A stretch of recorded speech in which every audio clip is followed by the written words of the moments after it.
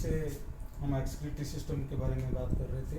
पिछले टर्म पे हमने उत्सर्जन तंत्र के अंदर मूत्र निर्माण यानी यूरिन फॉर्मेशन के बारे में बात कर रहे थे, जिसके बारे में हमने सूक्ष्म छनाई अल्ट्रा फिल्ट्रेशन, ब्लड में से जो कुछ भी छन रहा है वो इस हेनले लूप में से ग्लोमेरुल ब्लड इसमें से आया और यहाँ से छन गया, इधर आ गया और बचा हुआ ब्लड इधर निकल गया। तो ये एफरेंट और इफरेंट, ये ग्लोमेरुल फिल्ट्रेट यहाँ आ गया।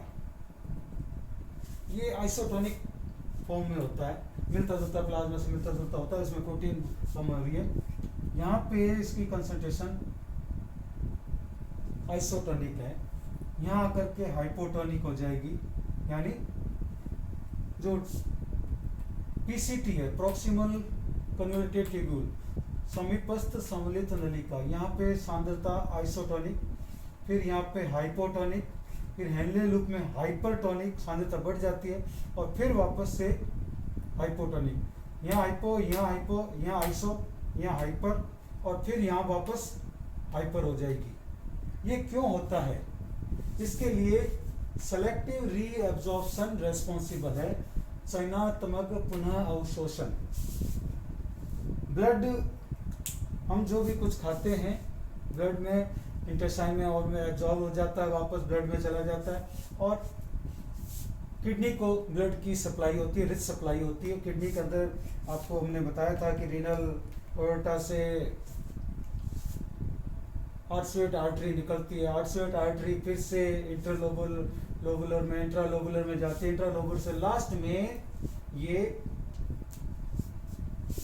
एफरेंट आर्टेरियोल बनेगी। सीधी ये नहीं है, ये बहुत फाइन आर्टरीट आर्टरी का फाइन पार्ट है ये, जो हर वोमन कैप्सूल में ग्लोमेरुलस के अंदर एंटर हो रही है।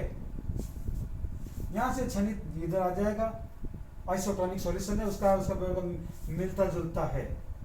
जब इसमें से सोडियम घट जाएगा, सोडियम का एक्टिव रीअब्जॉर्प्शन हो गया, आइसोटोनिक में से सोडियम घट गया तो सांद्रता आइसोटोनिक से घट गई। भाई अपन आइसोटोनिक सांद्रता अगर बनानी है 9 ग्राम NaCl को अपन अगर 1 लीटर में डोलते हैं तो आइसोटोनिक सॉल्यूशन है। 9 से सांद्रता कम है तो हाइपोटोनिक है, और 9 से ज्यादा अगर सांद्रता सोडियम की आ गई तो हाइपरटोनिक है, बढ़ जाती है। यहाँ सोडियम का एक्टिव रीअब्जॉर्प्शन हो जाता है। कहाँ पे? ये पूरा नेफ्रॉन है, इसको हमने ये दिखाई, ये पीसीटी है। पीसीटी की वाल में सोडियम का एब्जॉर्प्शन हो रहा है, हाइड्रोजन आयन का सॉल्यूशन हो रहा है, यहाँ ग्लूकोज भी चला जाता है। देखिए selective absorption, glucose, fructose, amino acids, vitamins, lactic acid, keto acid और हाइड्रो H2 पानी का 70% एक्टिव रीअब्जॉर्प्शन यहाँ हो गया। जितना पानी हम पीते हैं उसमें से पूरा का पूरा 70% यहाँ एब्जॉर्ब हो गया, बचा हुआ यहाँ पे 27% डीसीटी में हो जाएगा, यानी यहाँ हो जाएगा। ये डीसीटी है, ये डीसीटी हमने बता ही रखा आपको।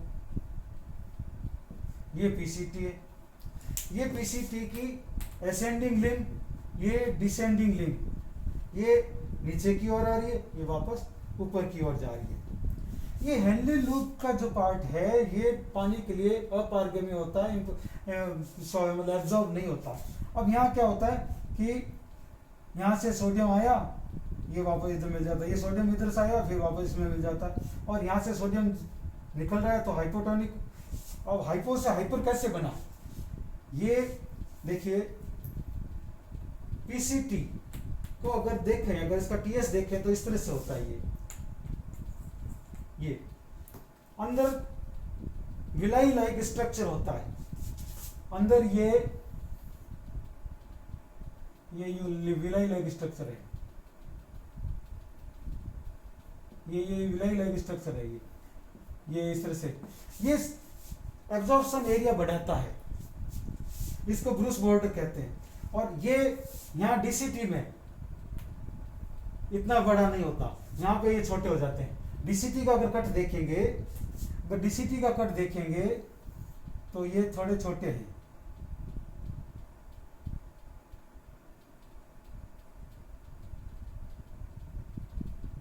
यानी अंदर का ल्यूमन बड़ा है। ये डीसीटी का कट है, ये पीसीटी का कट है प्रॉक्सिमल का।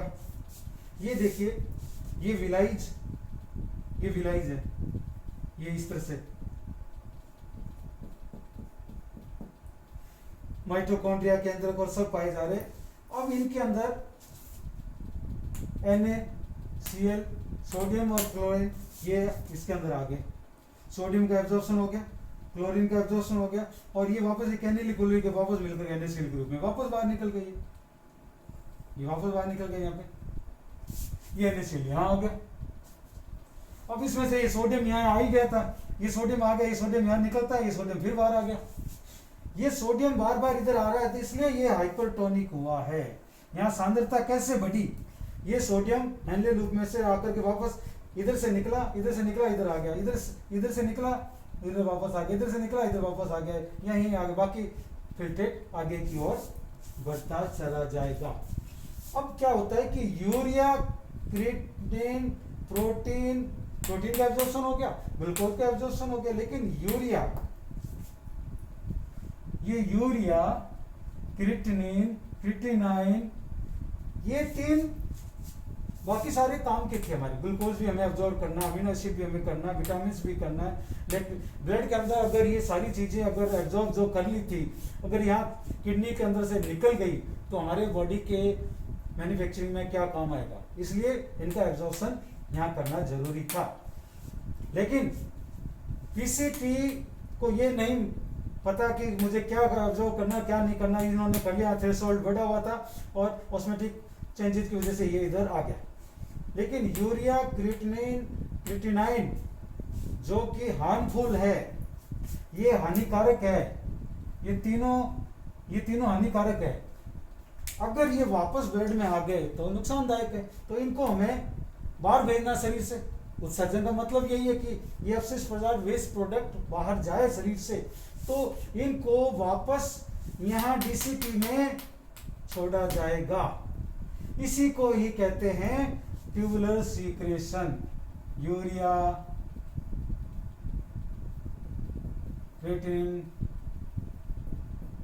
क्रिएटिनाइन, इनका वापस यहाँ छोड़ दिया जाता है। ये देखिए यूरिया, क्रिएटिनिन को यहाँ जंक्शनल ट्यूबुल के पास में छोड़ दिया गया, कलेक्टिंग ट्यूबुल के अंदर होते हुए ये वापस कहाँ आएंगे, माइनर कैलिसेज। वो डायग्राम जो पहला वाला आपको मैंने कहा था कि बार बार जरूरत पड़ेगी, मैं इस डायग्राम को एक बार मिटा रहा हूं।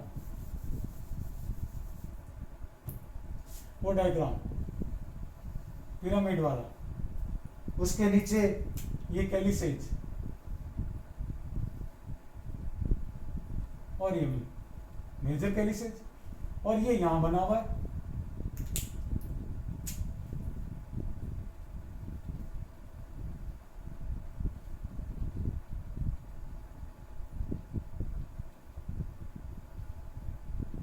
ये कलेक्टिंग ट्यूबुल होगी, ये यूरिन, ये एफरेंट, ये लूप हो गया, ये नेफ्रॉन हो गया, इसमें से ये कलेक्टिंग ट्यूबुल है और ये इसके थ्रू यहाँ आ जाएगा। ये चीज यहाँ है, ये चीज ये यहाँ है। आपको बताया था हमने कि लेब्रिंथ और मेडुलरी रेज में डिवाइड होता है। ये लेब्रिंथ में पाया जाता है ग्लोमेरुलस या बोमन कैप्सूल, और मेडुलरी रेज के अंदर ये पाए जाते हैं कलेक्टिंग ट्यूबुल। ये अल्टरनेट पाए जाते हैं, labyrinth, medullary rays, labyrinth, medullary rays. और इनकी पोजीशन के आधार पर दो प्रकार के नेफ्रॉन हमने आपको बताए थे कि एक सिंपल है और एक मेडुला के पास जाया पाता था, जो मेडुलरी नेफ्रॉन है ना, जो स्ट्रेस कंडीशन में ही काम करता है।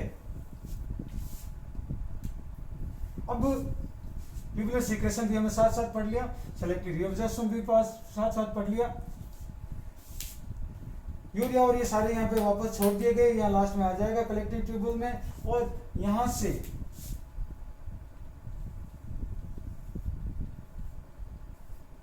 ये